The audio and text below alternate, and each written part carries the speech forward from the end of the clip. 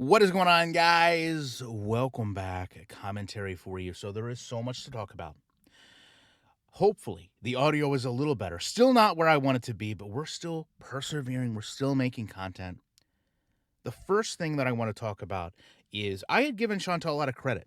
She had not came out. She talked about what happened with FFG, BBJ, taking all of this money in while clearly BBJ was no longer with us.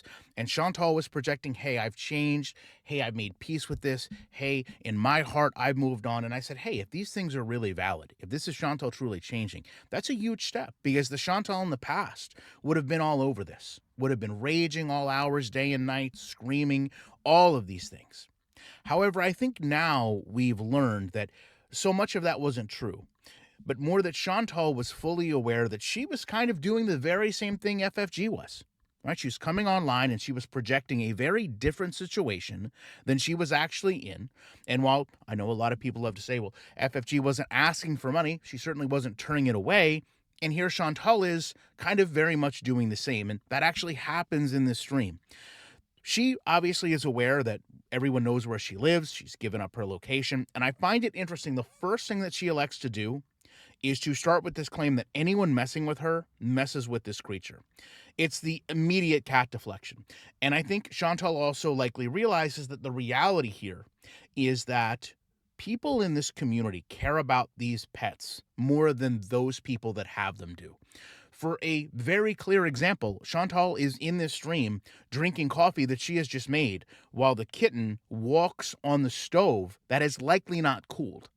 So it's very odd to me that she's coming online and she's professing all of these concerns about the safety of the kitten and what the community might do, yet she doesn't seem to have those concerns herself. Now, the chat even tells her straight out, this is a beautiful place, but you kept asking for money. Very similar coded to what people were saying about FFG. And she tries to argue with them about the cost and almost barter with them and say, listen, this wasn't much more than the cheaper places. The reality is that she has gifted herself likely a very newer place, if not, depending on how some live, a better place than the people she was taking money from. And yet she's still very much in this stream, is still asking them to help buy her sushi, buy her air fryers. And you get the impression, or at least I did, that so much of this was more her being worried about hiding how nice the place was. Because she more than likely knew if people saw how she was living, it would have impacted the donations. And if she could have continued kind of this front that, hey, I'm not in the greatest area, I'm not in the greatest place, all of these things are very long distance, nothing is very convenient, she might have gotten more sympathy from a viewer who was willing to give them money. No one at this point, though, having seen the place, is going to listen to her talk poorly about it. She also tries to say, oh, I was claiming all of this to, quote, throw people off. The dishwasher, the washer and dryer, I don't see how any of that was going to throw people off. In fact, in one early stream, we could hear in the background that it sounded like she had a washer or a dryer going. So her claiming that she returned them when it would appear that they're just furnished in this apartment is quite strange. And I don't know how much you're going to discern from trying to find an apartment that does or does not have furnished appliances.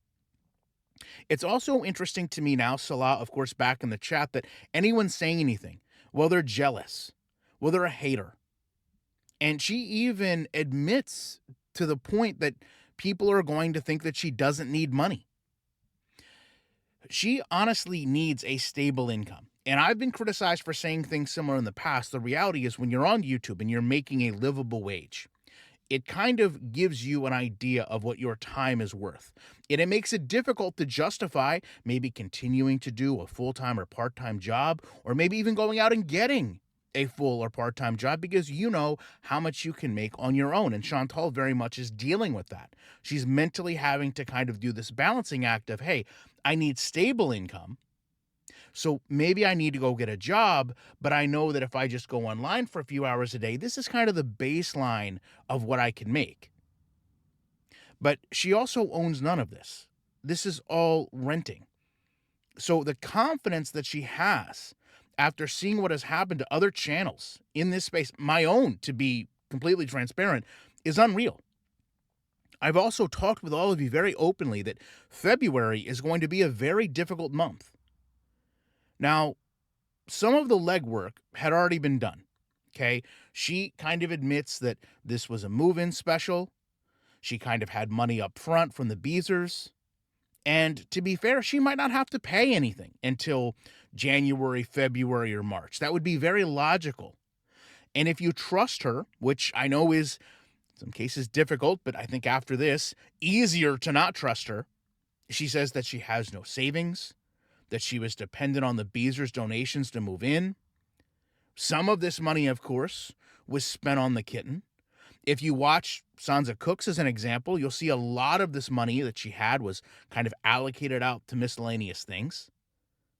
You question how valid her talks about her mother not seeing her or being around were, because she does show a card in this stream. And she also goes on to talk about how, it's not a huge place. Well, how was Pete's going to factor in living there? The Beezers also learned that it has a gym. And I've noticed more and more that one of the big underlying discussions the Beezers have with her is her health, not taking advantage of the opportunities to get her health back on track. They're very irritated that there's a gym that they've never seen, that she could have been improving her health this entire time. And I think with that concept, a lot of people might have been giving her money based on the sympathy that she was eliciting in Syria.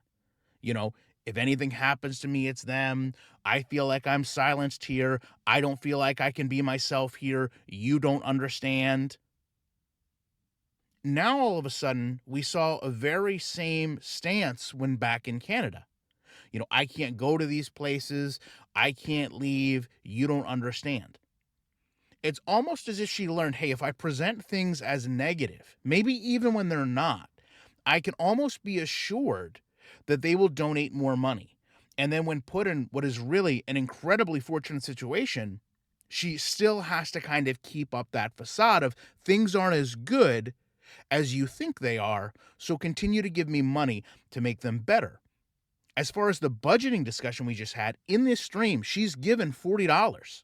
Now, if she's so concerned about income, if she's so concerned that people are going to stop donating, why would she immediately take that $40 and go get sushi? And I understand some people will say, well, that's why they gave her the money. Well, that doesn't mean she has to go spend all of the money on sushi. She could have likely earned a lot of good favor with them by saying, listen, you gave me $40. I'm only going to go out and spend $20. Obviously, Pete's moving in seemed like it would have been one of the better options, but it's not. Also in this stream, they flat out tell her that reading chat has become her content. That's them saying to her, please go out and do things. Everyone knows the truth now. You can go out and it's okay. And her response to them was simply that she still likes, quote, hanging out. I would love to know your guys' thoughts on this. I appreciate you watching it, and I will be back as soon as I can with more commentary.